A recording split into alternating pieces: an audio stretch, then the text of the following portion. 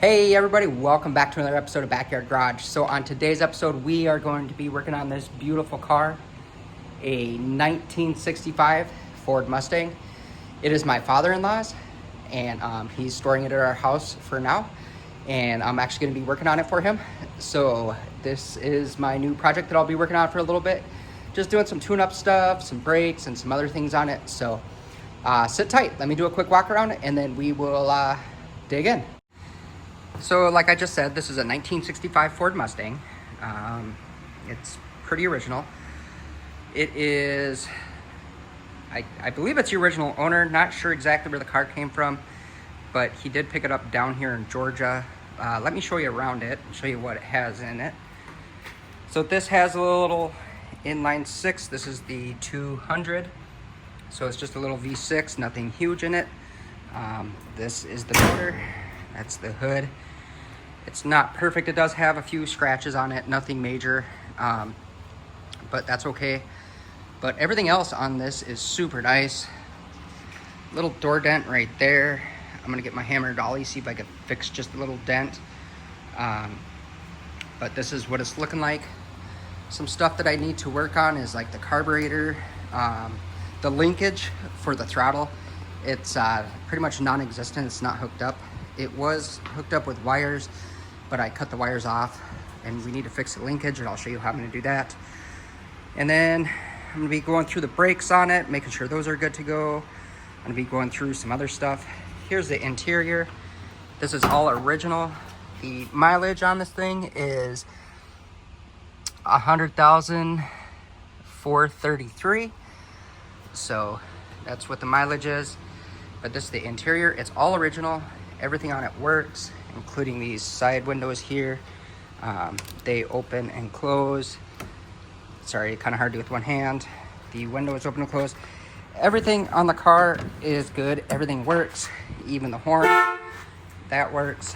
I did get the brakes to work. They weren't working, but there was just a wire. It came unplugged, so I plugged that in. Didn't think I really needed to film that. So yeah, this is it. Some stuff that I gotta do is yeah, like I said, this throttle linkage on the carburetor. So let me get the hood open, get you all on a tripod, and I'll show you what I'm talking about. Okay, so first off, I want to apologize about the fan noise. It's blistering hot. It's like 90 degrees out, and it's humid. And I want to be able to work on this while I'm outside. So I'm taking this air cleaner off here.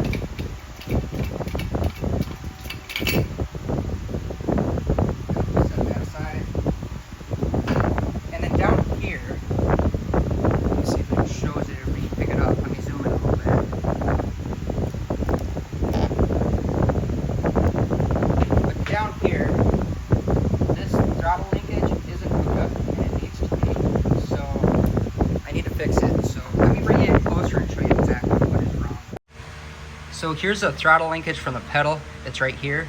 And if you look on the end of that, let me zoom you in, you'll see that it had a ball on there, like this same ball. It had one of those on here, but it broke off. So you would either have to replace this whole cable, or not cable, but this whole shaft, which goes down, over, and into the firewall. You'd have to replace that whole thing, or you can do what I'm gonna do, and I'm gonna take it off and try to do this first. And I'm gonna drill this out right there. Then I'm gonna put a ball stud on there that this rod will fit into. So that should make it work just fine. So in order to get that off, here's what I gotta do. If you look back in here, you'll see those two bolts there that hold up there. And then on this side of the engine, you'll see this. Oh, I don't know why they got all fuzzy, but that rod right there, that's the transmission kickdown. And then there's another plate right there, which I'll have to take off. And then in the car, I'm gonna have to take the pedal off as well. And if you look at the pedal assembly itself, let me see if it'll pick it up or not, but there's a screw on the back side of it right there That's gonna have to come off. Actually, I don't know if that's a screw or not, but that's gonna have to come off. And then, yep, that's a Phillips screw.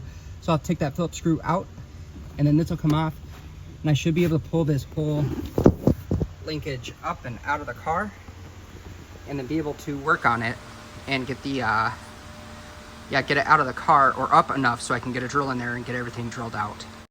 Okay, so I didn't film me getting this off because there's not a lot of room to get in there, but yeah, just as I thought. It's a Phillips head screw. So I just took the Phillips screwdriver, unscrewed it, pulled that out, and it came right off. So I got that out. And then the next thing I gotta do is I gotta come in here and then take this throttle rod. And I'm probably calling it the wrong thing, but I gotta take this throttle rod off. So the first thing I'm probably gonna do is just loosen up this kick down, or take the 2 bolts on this kick down right there. Take those 2 off first and remove the kick down. Keep it where it is because I don't want to adjust anything yet. And then once that's out of the way, I should be able to get to these bolts. Actually, I'll be able to get to them either way, but I have to have that off to get those 2 bolts out, and then the bolt that's over here, the 2 bolts over there, off as well. And then I can take it out of the car, hopefully, and then get it drilled out. All right, so like I said, I'm gonna start on getting this kick down cable removed.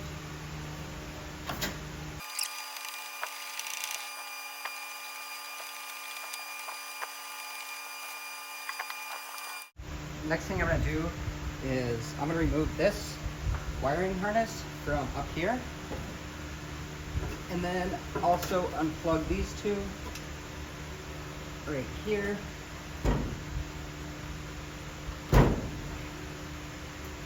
Just so these are all out of the way.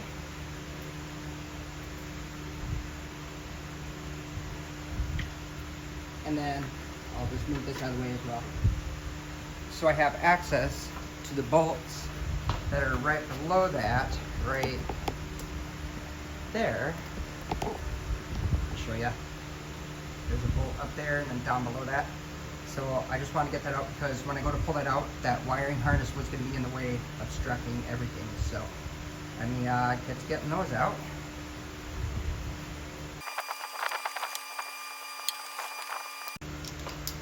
There we go.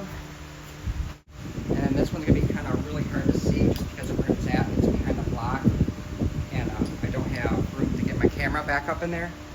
But I'm going to get those 2 little bolts that are up underneath there and get these removed as well.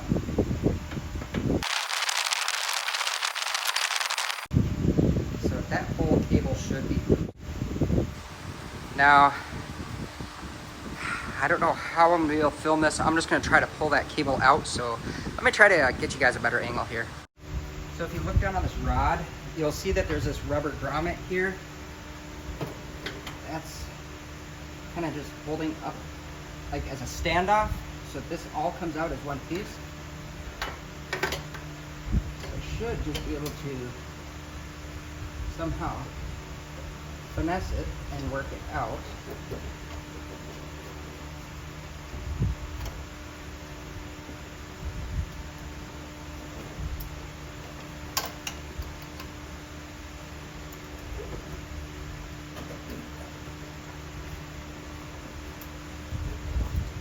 There we go.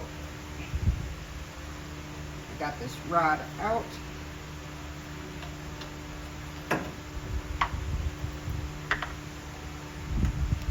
there we go. She is all out and good to go.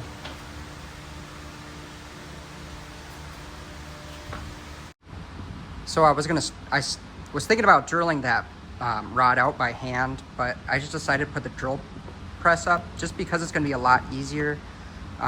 Let me get you all zoomed in, and then we will start to drill. So let me get you all set up, and I'll be right there.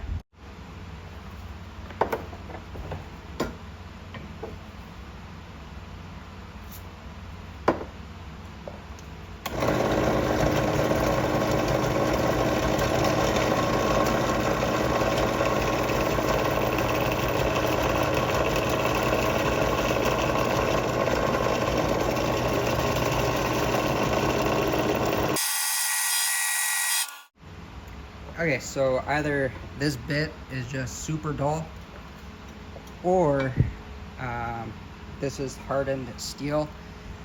So let me change out the bit. I'm gonna try again.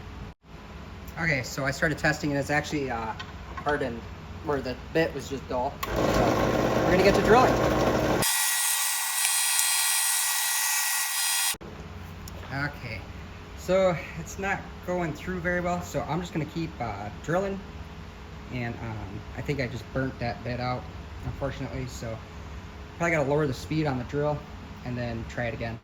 Well, I thought it was recording, but I actually wasn't. But if you look on here, right there, you'll see that I got this drilled out, and I can put this ball stud on, just like that. I got this at O'Reilly's Auto. It was in a pack. It was in a performance carburetor kit. So that's the part number that I'm using, and it's just got a bunch of these different ball sizes. So I just got the one that I needed that fits that rod that I took off, and yep, that's what I'm gonna do. So let me get this screwed on. It comes with this, which goes on there, and then it's also got a nut, which goes on the back here. I don't know if it's gonna focus. Put a nut on the back and a washer, and then that should be good to go. So let me get that on and I'll be right back. Alrighty, and there we go, everybody. I got that on, and that should be good. So I'm gonna go put this in the car. I'm not gonna film that. It's just gonna be the reverse of what you just saw me do. And then I'll hook up the linkage and we can check it together and see how it works. Alrighty, so I got the throttle linkage in. Well, I guess this is technically the throttle linkage here, but I got the throttle cable in. So now I'm gonna put on the linkage here.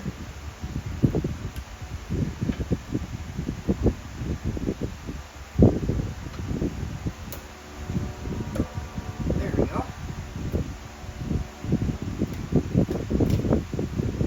So now when I hit the gas pedal, it will go up and down like it's supposed to.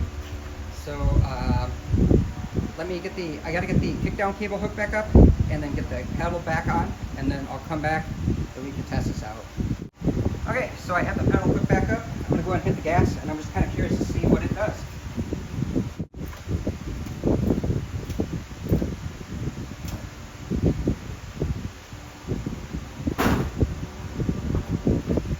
Alrighty, so you guys probably saw that, so I'm gonna pause this and look at my video and see what it does. I know that you guys are probably dying to hear this bad boy run, so I'm gonna go ahead and get her started up and then just see how it runs. I'm gonna move my light here. It was hanging from the car.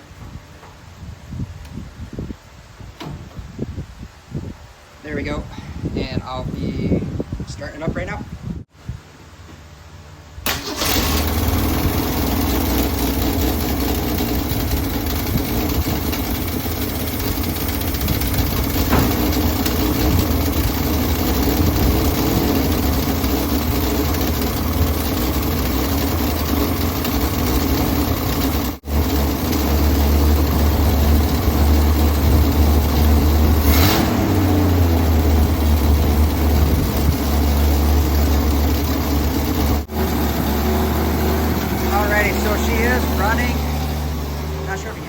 Sounds like the idle's a little bit high on this thing, and of course there's no tachometer on it, so I'll probably just have to get my tachometer out and then look at the book that I have in the Chilt manual and see what the idle RPM needs to be while it's warm, and then I'll get it all tuned in.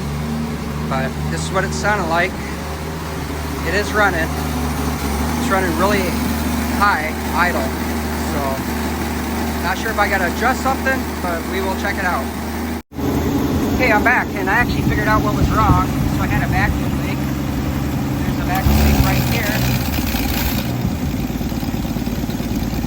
So that hose is actually, it's pretty rotted. I'll probably end up replacing that crank breather hose, because when I hooked it back up, you can tell it's running a lot smoother now. So yeah, I don't know. It's running really good. So not sure the next step, but yeah, I'm pretty happy about this right now. Well, everybody, that's actually going to be a wrap for today's video. This thing is running really good now. Before it was actually running really rough, but I think it was just that linkage. It wasn't closing the throttle all the way, and it was just kind of running rough the way it was, but now it's running really good. So a couple questions for you Mustang people if you made it this far. Number one, is there any sort of brake booster that you can get for this thing that will work with the disc brakes? And then another thing that I had a question about is, does anybody know the paint color to the original 1965 air cleaner and valve cover? I would like to get those painted. If you just drop that in the comments below and let me know, that would be awesome. Or you can reach out to me and email me at johnsbackyardgarage@gmail.com. That would be awesome. But anyway, thank you so much for watching my videos. I really appreciate it. Drop your comments down below. If you like this content, hit the thumbs up, and we'll check you all next time. Peace.